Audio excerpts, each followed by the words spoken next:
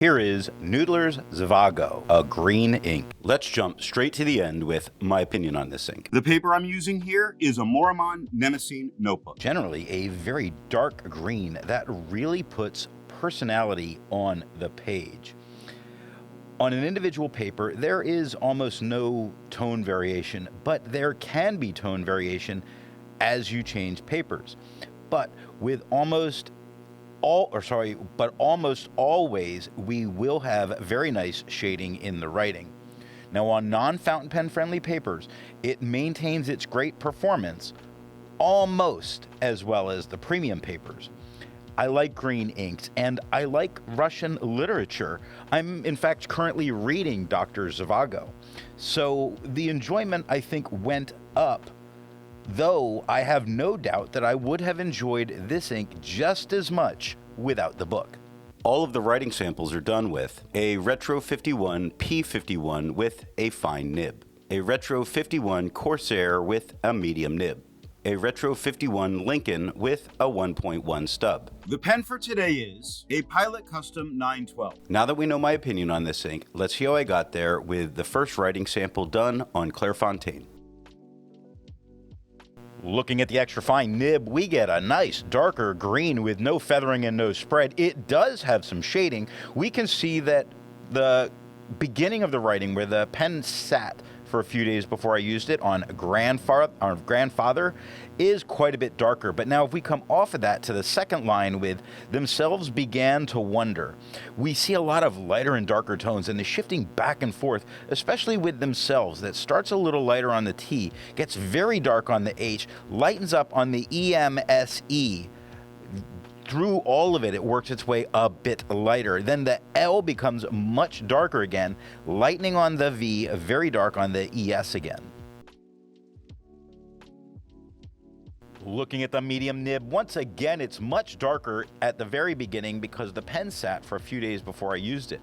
But it is the same tone as it was with the extra fine. We get no feathering and we get no spread. We do get shading. Now we see more of the lighter tones occurring here than happened on the extra fine, though overall the tone of the ink is the same. The shading is much more present than it was with the extra fine as a result of that broader nib.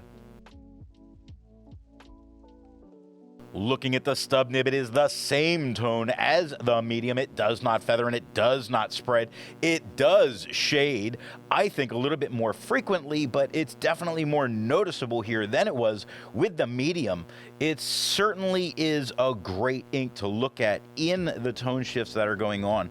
Look at general clamor on the second line. The bottom of the G is darker than the top of the G, and it keeps that dark tone into the E where it lightens on the N, just a little bit darker at the E, just a little bit darker on the R, just a little bit darker at the A, and even darker at the L at the end. Looking at the back of the page, we get no bleeding and no ghosting. Like most inks, this one comes in a bottle. This is how the Pilot Custom 823 fits. And here is the Pelican M1000. Here is the ink level when you can no longer fill a Lamy Safari. There is approximately 7 milliliters of ink left. The next writing sample is done in a Portage reporter's notebook. Looking at the extra fine nib, we get the same tone as the Clairfontaine. We get no feathering, we get no spread, we get some shading.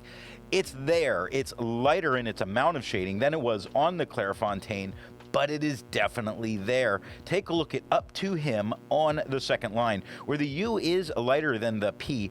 The T in the 2 is lighter than the O. Him, the H is lighter than the M at the end, so it's very frequently going lighter to darker, but not always, because chair on the third line starts darker on the CH, lightens on the AI, and darker on the R at the end. Looking at the medium nib, it is the same tone as it was with the extra fine, the same tone as the Clairfontaine. There is no feathering and there is no spread. There is shading, though not as well as it did on the Clairfontaine. It is definitely present in a lot of places. Look at places on the first line where the P is a little darker than the L. it just lightened a little bit. The A lightens just a little bit. The C just a tad bit darker. E just a tad bit darker. S becomes a bit darker at the end. Now, even underneath that is a nice, even mid-tone of green the whole way through with no shading. Looking at the stub nib, it is darker than it was with the medium. It has all the same tones as it had in the medium. It just has more of those darker tones. It's the same tone as it was with the Clairfontaine. It does not feather and it does not spread. It does shade just as well as it did with the Clairfontaine. Excuse me. Hopefully I'll remember to remove those sneezes in post. Looking at the back of the page, we get no bleeding and no ghosting. There's a lot to learn by doing multiple chromatographies. The one on the left is immediately put into water for 10 to 15 seconds. The one on the right, marked with a D, is let dry for 10 minutes before putting into water. The next writing sample is done on a national brand Steno notebook.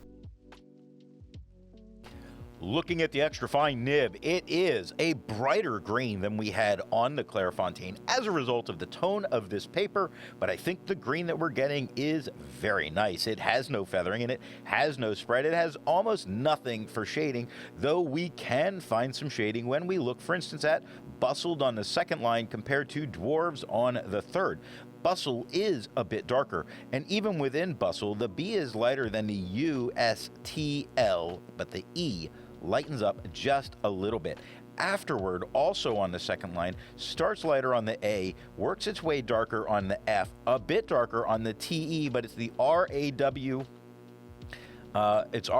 On the RAWAR, it's the same tone. It's during the R, it gets a bit darker, lightens up again at the D, darkens up again at the E. Looking at the medium nib, it is the same tone as the extra fine, brighter than it was on the Clairfontaine.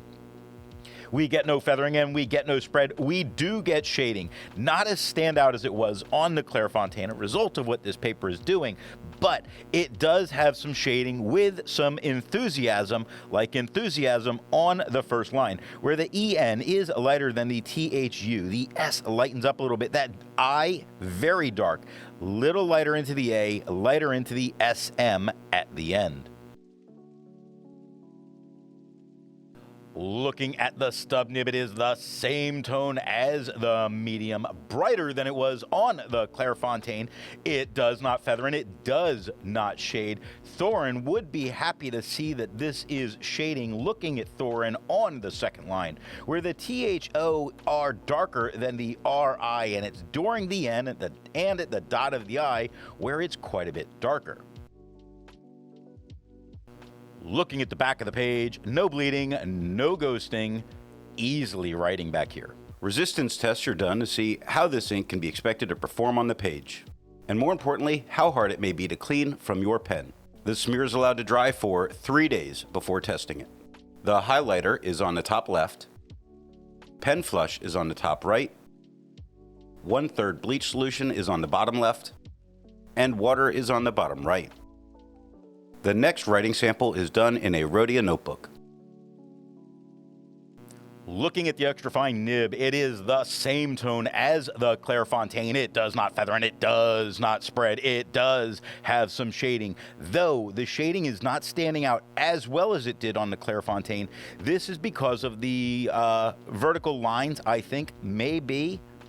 The vertical lines you see break the ink up a little bit in some areas, like you see it in the G of sang on the first line. You see it in the G of song on the first line. There's a lot of the verticals that you see cut and there's like a blank spot in the ink. So it's just something to be aware of with this paper. Looking at the medium nib, it is the same tone as the extra fine, the same tone as the Clairfontaine. It does not feather and it does not spread. It does shade just as well as it did on the Clairfontaine, but these thicker lines are really making the fact that it breaks up a bit on the vertical lines of the paper stand out a little bit more, like them on the first line, or quiet on the first line, confidently breaking up on those vertical lines on the second line. So while it shades very well, and it does so confidently when you look it confidently on the second line, but I'm not happy with how it's not holding its own against the quad rule in that it's breaking the ink up some. Looking at the stub nib, it is the same tone as the medium, the same tone as the Clairfontaine. It does not feather and it does not spread. It does shade just as well as it did on the Clairfontaine, but we use this to be able to see what happens on the quad rule. You will see with down, river to lake town, most of the words really, you see some breaking up of the letters as it hits that quad rule, especially the vertical. So it's not something that I would want to continue using quad rule paper with it. I think this shows us a lot here. Even though it's a great ink, it's not a great match for Rhodia quad rule. Looking at the back of the page, you can see how well behaved this ink. No bleeding, no ghosting. Fantastic. With over 1,000 inks reviewed, let's take a look at some color comparables. Here is Ackerman Dutch Masters number 2. Here is Diamine Classic Green.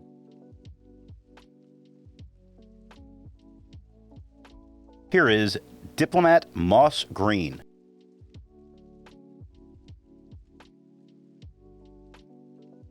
Here is KWZ Green number 2.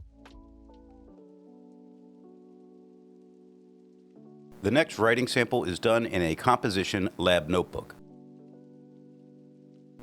Looking at the extra fine nib, it is a little bit lighter than it was on the Clairfontaine. It does not feather and it does not spread. It does have some shading. You can see it pretty much everywhere. Contented on the second line. You see the C is darker than the ON. The T is darker and it lightens up again into that E, very dark on the NTED to end it. Now, the thing to stand out against that Rhodia paper is the quad rule is not breaking the ink up here, so the ink's doing a great job holding its own on this paper that has printing on it.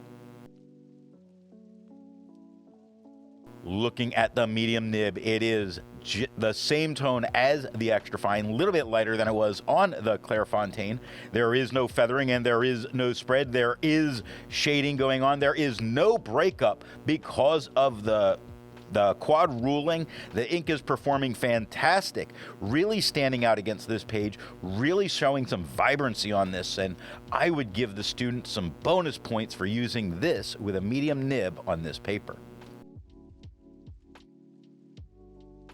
Looking at the stub nib, it is the same tone as the medium, same tone as the Clairfontaine. It does not feather and it does not spread. It does shade. It does stand out against the quad rule. It does look amazing. It is really worth not just a few points to the student that uses it, but perhaps a full letter grade of improvement for using an ink this great on this paper in class.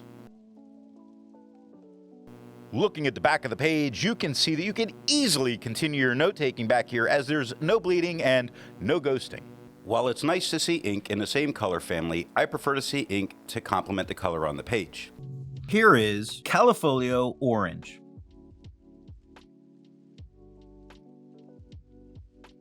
Here is Ackerman, their number 15.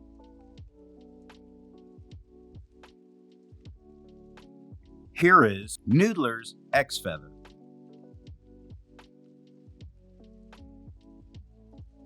Here is Platinum Red.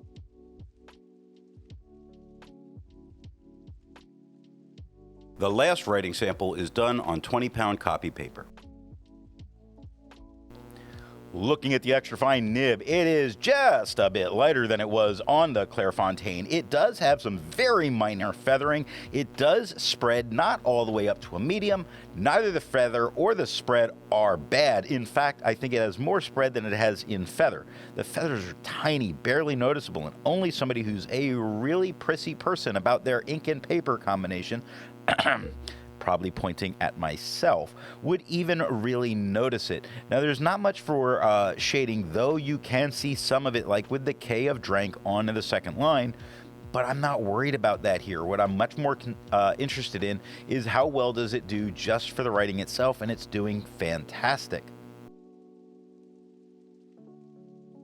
Looking at the medium nib, it is the same tone as the extra fine, bit lighter than it was on the Clairfontaine. We do get feathering and we do get spread. Now, I think the feathering is a little bit more here than it was with the extra fine, and that's not entirely a surprise. Ignore the E on well of the second line. That's a me error, but which has more pronounced feathering on the first line, particularly on the third line, the word particularly. There's more feathering that goes on. It does spread about as much as it did with the extra fine. The additional feathering would probably have me pass on this with a medium nib. Looking at the stub nib, it is the same tone as the medium, just a bit lighter than it was with the Clairfontaine.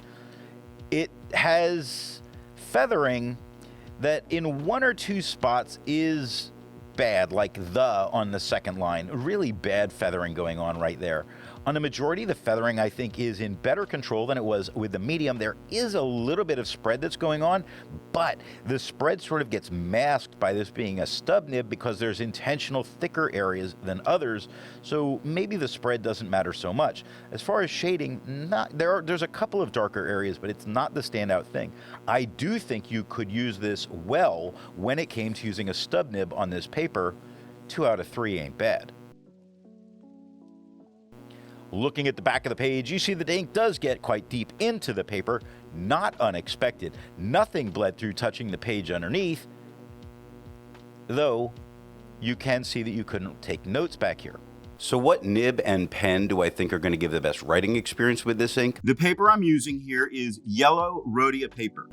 All the nibs gave the same tone, so I see no need to really describe that individually. But as the nib gets broader, the shading does increase. So many might think I want a stub for this to get the maximum amount of shading. You would be right, but I may choose a slightly wetter stub just to increase the amount of those darker shading areas on the page. I hope you got something out of this video, and thanks for watching. I want to let you know that the best way you can support this or any channel is to let retailers know where you heard of something if you go to buy.